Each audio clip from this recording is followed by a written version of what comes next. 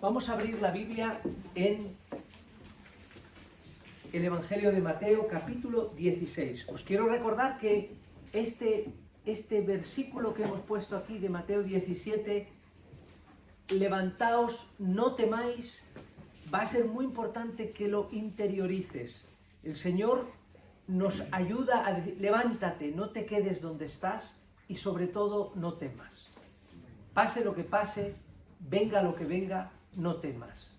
Levántate, levántate, no temas.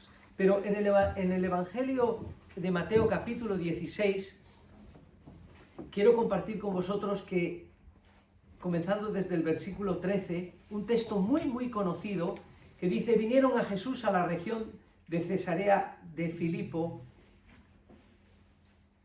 y preguntó a sus discípulos diciendo: ¿quién dicen los hombres que es el Hijo del Hombre? Ellos dijeron: unos Juan el Bautista, otros Elías y otros Jeremías o alguno de los profetas. Y les dijo: ¿y vosotros quién decís que soy yo? Respondiendo Simón Pedro dijo: tú eres el Cristo, el Hijo del Dios viviente. Entonces le respondió Jesús: bienaventurado eres Simón, hijo de Jonás, porque no te lo reveló carne ni sangre, sino mi Padre que está en los cielos. Y yo también te digo que tú eres Pedro, y sobre esta roca edificaré mi iglesia, y las puertas del Hades no prevalecerán contra ella. Y a ti te daré las llaves del reino de los cielos, y todo lo que atares en la tierra será atado en los cielos, y todo lo que desatares en la tierra será desatado en los cielos. Entonces mandó a sus discípulos que a nadie dijesen que él era Jesús el Cristo. ¿Qué cosas manda Jesús? No lo digáis. En otras partes dice hasta que resucite de los muertos. Pero decir, no lo digáis quién soy. Hermanos, tengo una pregunta que me ronda dentro de mí desde aproximadamente noviembre del 2020.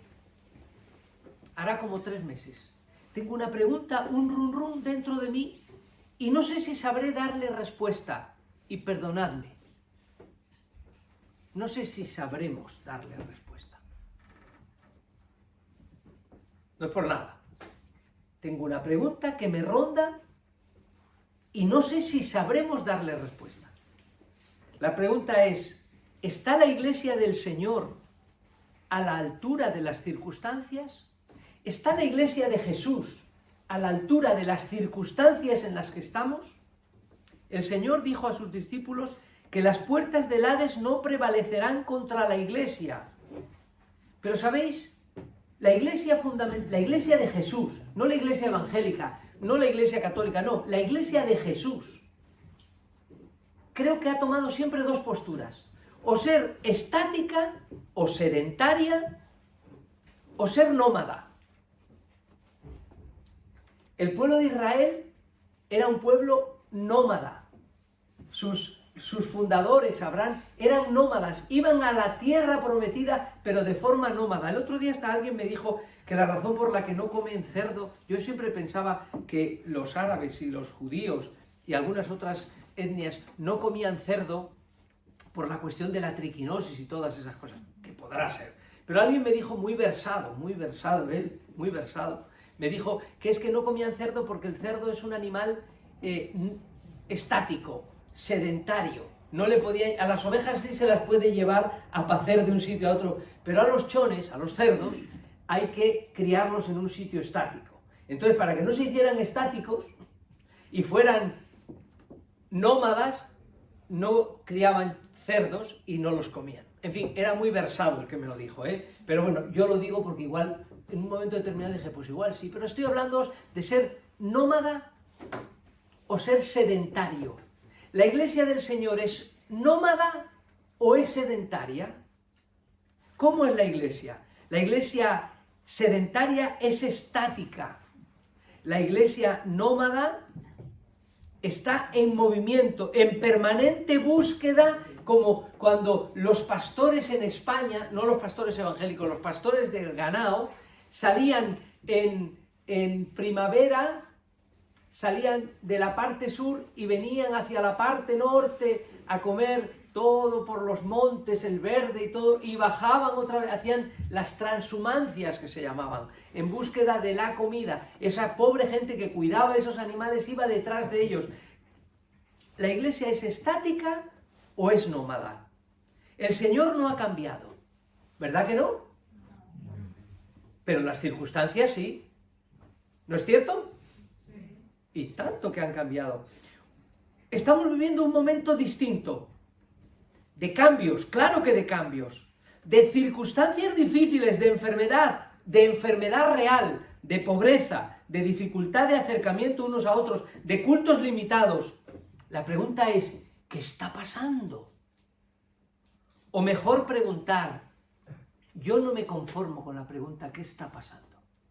Y es que, os voy a decir la verdad, decía el hermano Moe solemnemente, muchos hablando nos vuelven sordos.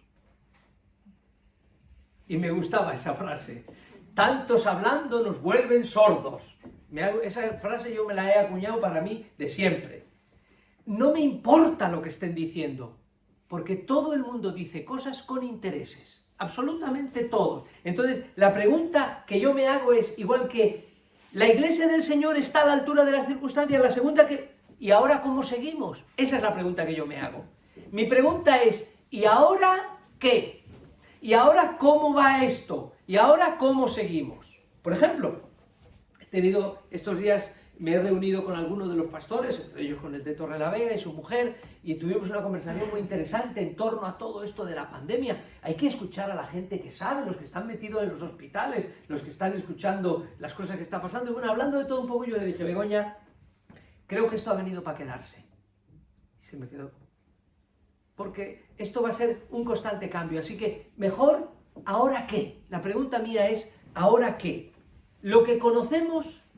Queridos hermanos, no es lo único que existe. Nuestra forma de hacer cultos hasta ahora, las grandes campañas evangelísticas de Billy Graham, de reunir a cientos de miles en campos de fútbol, estadios, los cines hasta la bandera, todas esas cosas, todo ese sistema, de momento, parece que ni existe, ni puede ser. También en la iglesia tenemos que andar con límites. Dios es el mismo, Dios no cambia, pero lo que conocemos de cómo hacemos nosotros las cosas no es lo único que existe. El mundo ha pasado y pasará por etapas que producirán cambios traumáticos, pero el Señor no nos ha dejado solos. Esa es la parte con la que yo me quedo. ¿Y ahora qué, Señor? ¿Y ahora por dónde tiramos? ¿Y ahora hacia dónde vamos? Para no estar estáticos. No sé si os estoy confundiendo, pero quiero que penséis si estáis estáticos o estáis en búsqueda. El Señor no nos ha dejado solos. Su compañía alienta nuestros cambios para adaptarnos y seguir, valga la redundancia, siguiéndole. Los cambios no me pueden impedir seguir al Señor. Los cambios son oportunidades para seguir siguiéndole de otra manera.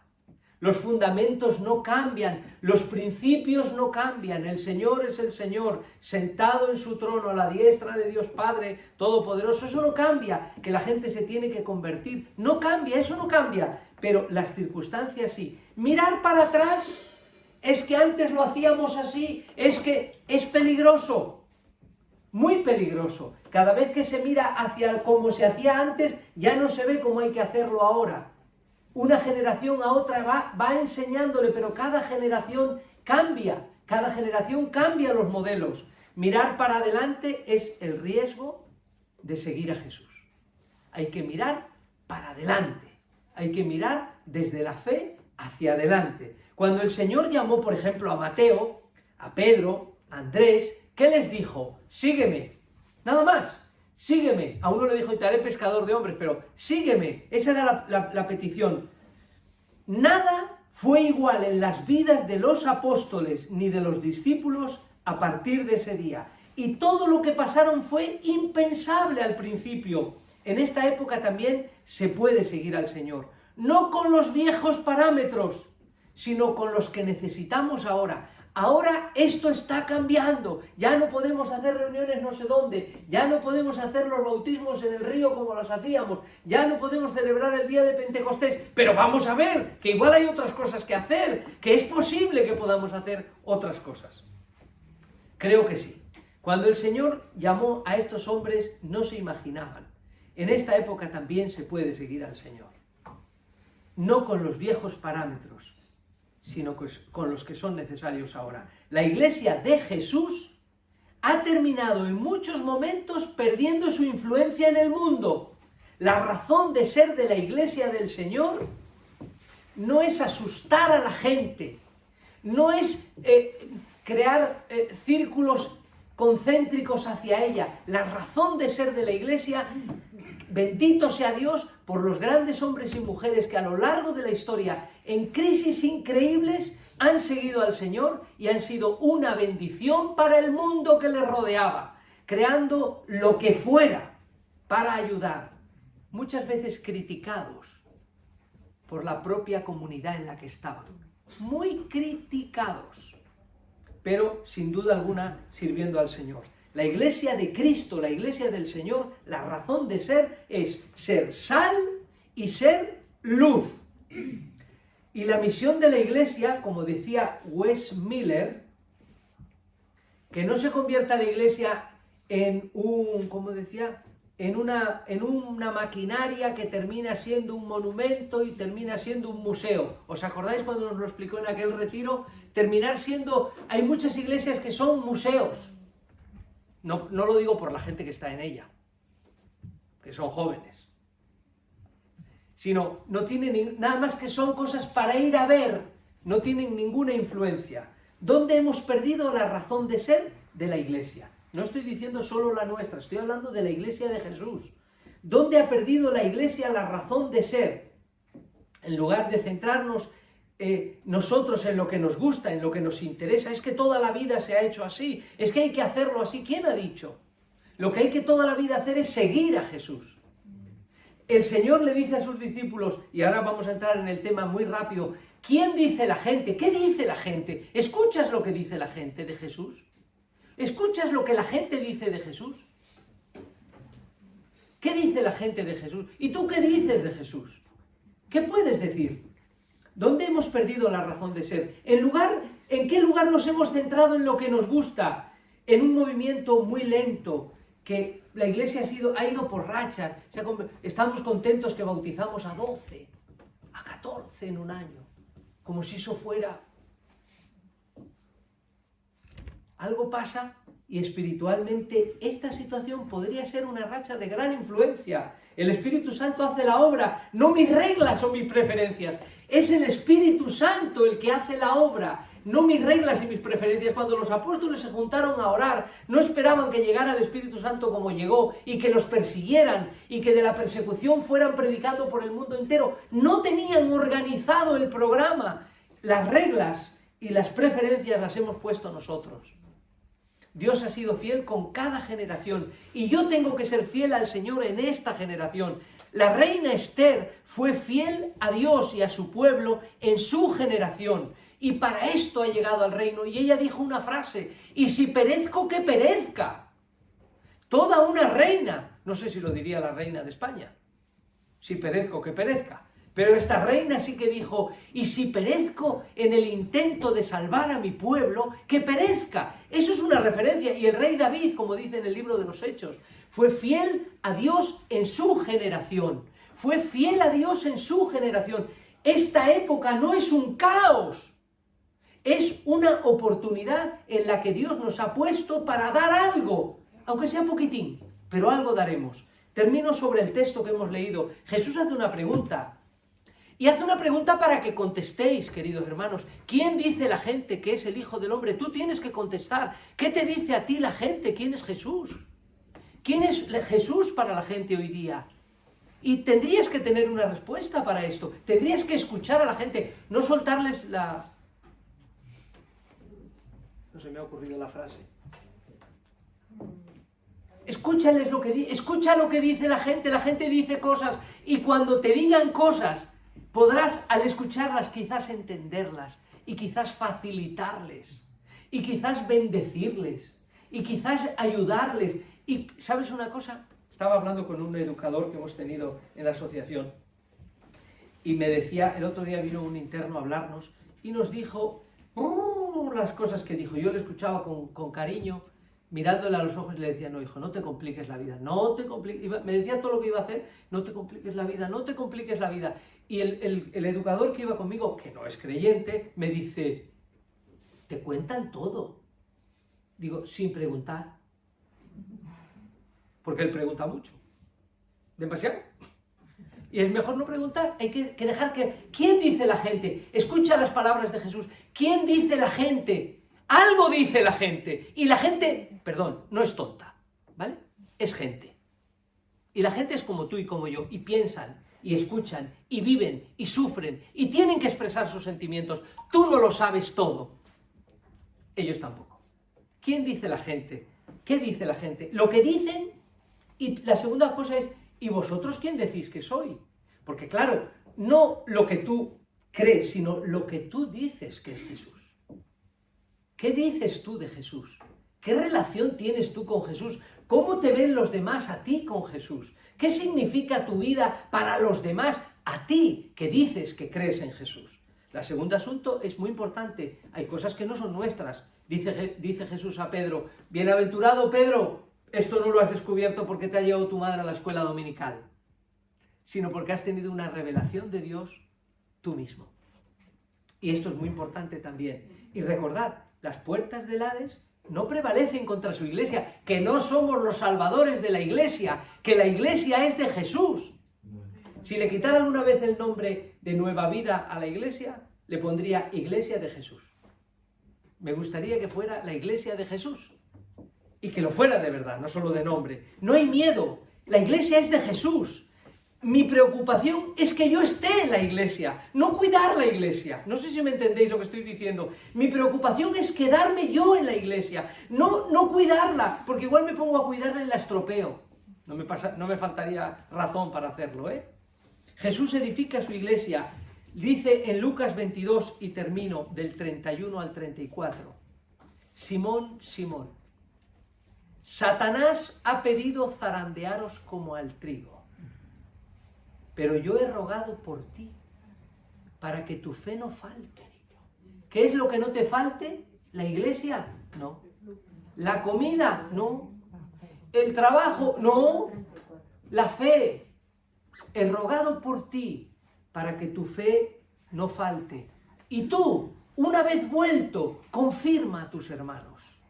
Queridos hermanos, qué pena que el tiempo es tan corto, igual que bien, diréis. Menos mal, si termina antes.